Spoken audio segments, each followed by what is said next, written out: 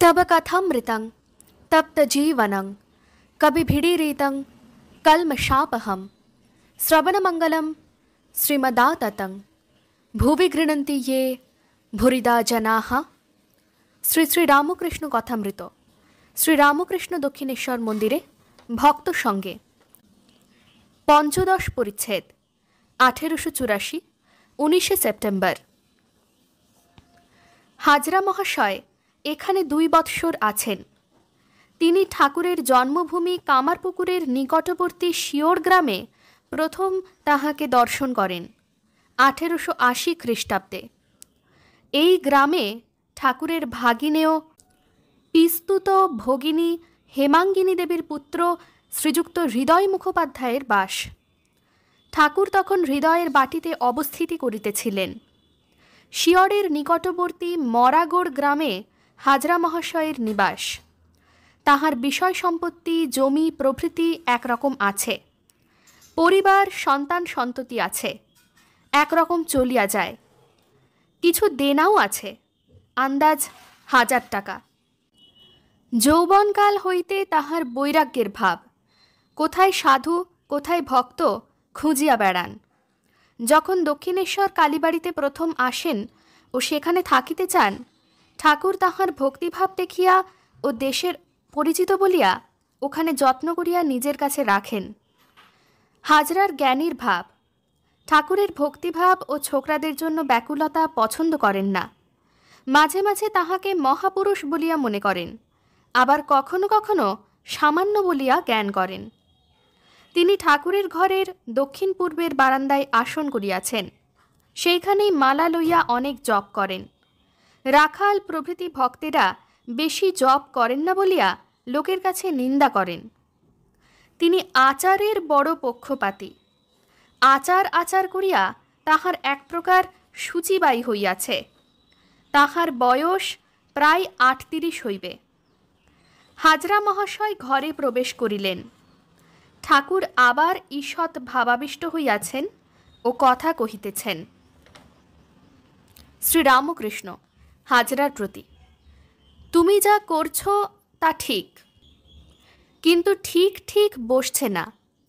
কারো নিন্দা করো না, পোকাটিরও না। তুমি নিজেই তো বলো লোমশ মুনির কথা, যেমন ভক্তি প্রার্থনা করবে তেমন ওটাও বলবে, যেন কারু নিন্দা না করি। হাজরা, ভক্তি প্রার্থনা করলে তিনি শুনবেন? শ্রীরামকৃষ্ণ, 100 বার, যদি ঠিক হয়, যদি আন্তরিক হয়।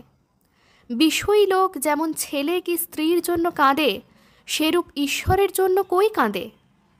ও দেশে একজনের পরিবারের অসুখ হয়েছিল, সারবে না মনে করে লোকটা থরথর করে কাঁপতে লাগলো।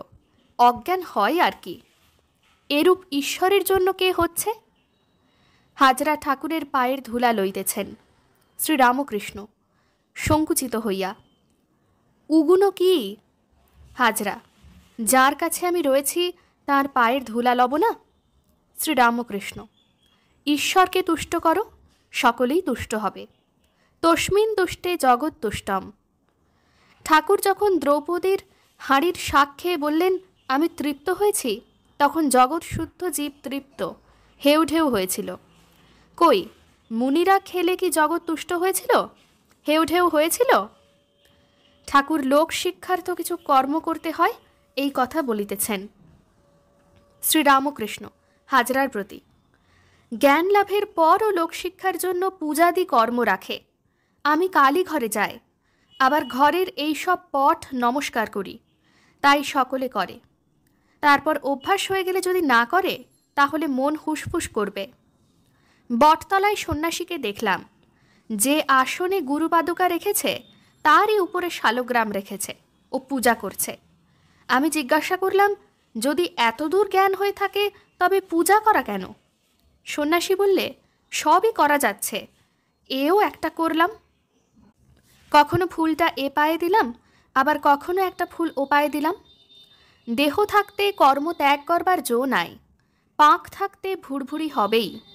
হাজরাকে, এক জ্ঞান থাকলে অনেক জ্ঞানও আছে, শুধু শাস্ত্র পড়ে কি হবে?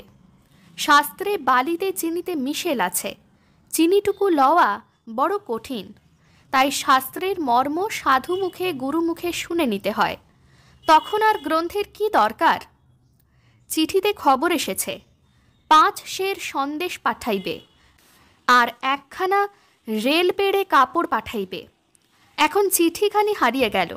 তখন ব্যস্ত হয়ে চারিদিকে খোঁজে। অনেক খোঁজবার পর চিঠিখানি পেলে, পড়ে দেখে লিখছে 5 সের সন্দেশ আর 1খানা রেল পেড়ে কাপড় পাঠাইবে।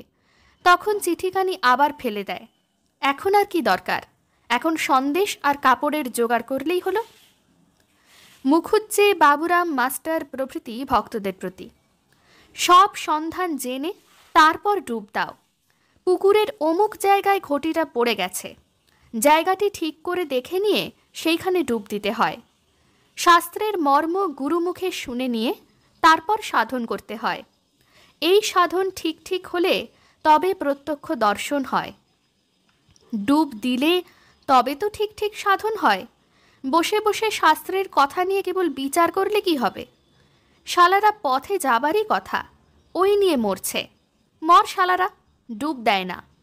যদি বলো ডুব দিলেও হাঙর কুমিরের ভয় আছে, কাম ক্রোধাদির ভয় আছে, তবে বলি হলুদ মেখে ডুব দাও, তারা কাছে আসতে পারবে না। বিবেক বৈরাগ্যরূপ হলুদ। ওং নিরঞ্জনং নিত্যম অনন্তরূপম ভক্তানুকম্পা ধৃতবিগ্রহং বৈ ঈশাবতারং পরমেশমেত্যং তং রামকৃষ্ণং শিরসা নমামঃ। শ্রীরামকৃষ্ণ अर्पणमस्तु।